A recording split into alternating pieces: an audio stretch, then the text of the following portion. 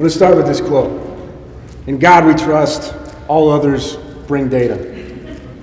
I love this quote. My favorite thing about this quote is the gentleman, Edwards Deming, said this back in the 1940s. Back in the 1940s. The really interesting thing is, man, in 80 years, the importance of data has not changed. But the access to information definitely has. Think about this. In the last 2 years, the amount of data that's been created in the last 2 years is equal to 90% of all the information that currently exists.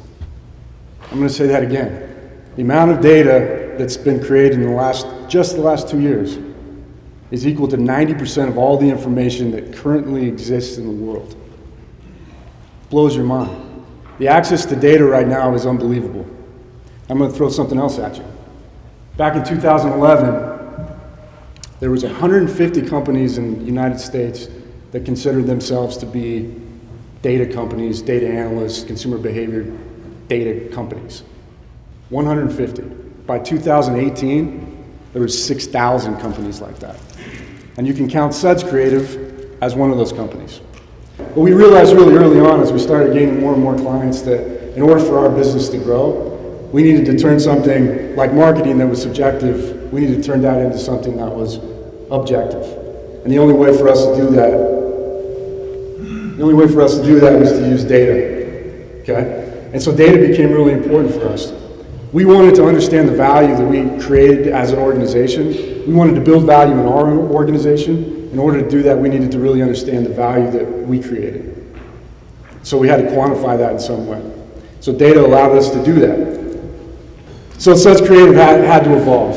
Now remember, in 2011, there was only 150 data companies in North America.